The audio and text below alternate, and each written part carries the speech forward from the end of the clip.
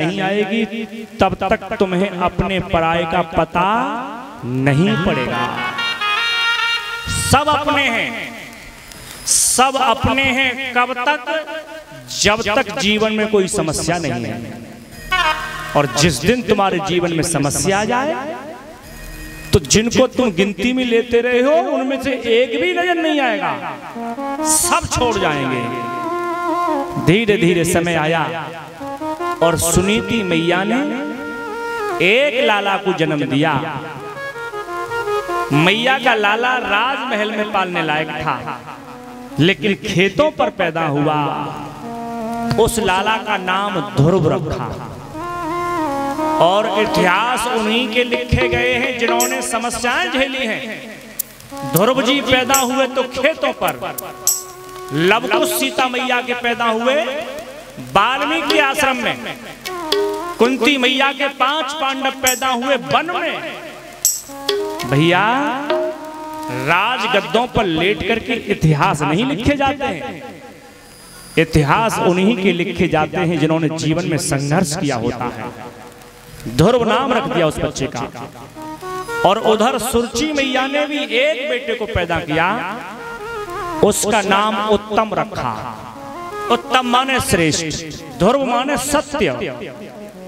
2 राजकुमार महाराज के हो गए, लेकिन एक महलों में पलता है और खेतों पर पलता है। धीरे धीरे समय ने करवट बदला और ध्रुव की उम्र लगभग 5 वर्ष की हो गई। 5 वर्ष के ध्रुव हो गए, 5 वर्ष के उत्तम हो रहे हैं। दोनों भाई आपस में एक दिन मिल गए और दोनों में दोस्ती गहरी हो गई। लेकिन उत्तम ये नहीं जानते हैं कि ध्रुव मेरा बड़ा भाई है। ध्रुव जी को तो पता है कि उत्तम मेरा छोटा भाई है। एक दिन उत्तम कहने लगे ध्रुव से, मित्र ध्रुव, भैया हमारे महलों में खेलने चलोगे तुम? हमारे महलों में? महलों के मालिक से कह रहे हैं उत्तम जी कि हमारे महलों में चलोगे? ध्रुव कहते हैं, भैया अगर तुम ले जाना चाहोगे तो तुम्हारे महलों में चलेंगे।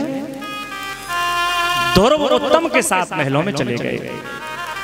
राजा ने जैसे ही देखा मेरा बड़ा बेटा आ रहा है, गद्दी से छोड़ करके ध्रुव को गोद में ले लिया और गोद में लेकर के उत्तान पाद बैठे ही पाए थे, तब तक सौतेली मैया ने देख लिया कि सौत का बेटा गोद में ले लिया है।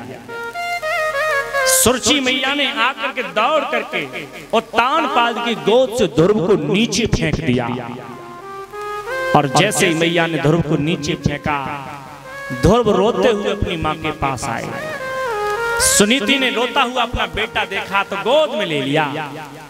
और सुनीति ने पूछा, बेटे क्यों रो रहे हो? तो ध्रुव ने कहा, मैया पिताजी के महलों में खेलने हम गए थे, लेकिन सौतेली मैया ने पिताजी की गोद से नीचे फेंक दिया। सुनीति कहती है, मां के फेंकने से रो रहे हो?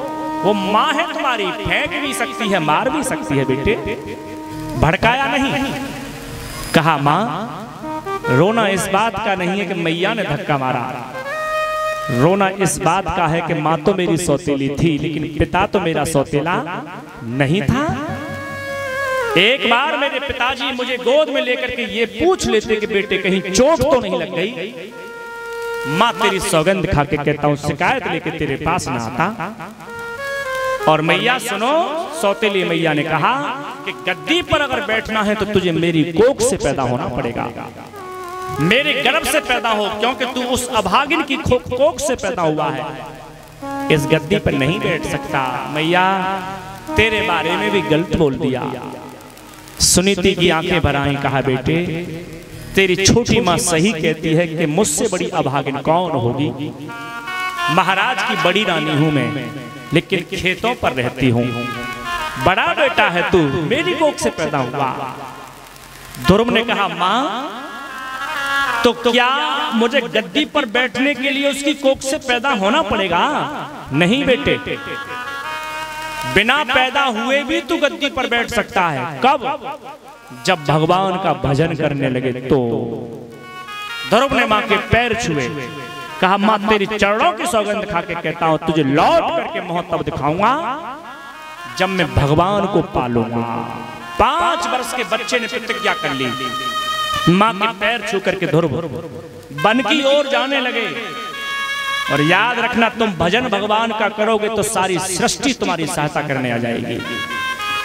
देवर्षि नारद बीड़ा लेकर के और ध्रुव जी के रास्ते में आगे कहा, बेटे कहाँ जा रहे हो? 5 साल का बच्चा जिसकी खेलने की उम्र है भजन करने जा रहा है। कहा, महाराज मैं भगवान की तपस्या करने जा रहा हूं। नारद जी कहते हैं, तपस्या जानते हो कैसे होती है? ये तो नहीं जानते हैं। कोई गुरु बनाया तुमने कि नहीं? तो बिना गुरु के भगवान मिलता नहीं है। क्यों? कि जिस पर ना हो गुरुदेव कृपा, क्योंकि गुरु ऐसा होना चाहिए जो भगवान से मिलाए।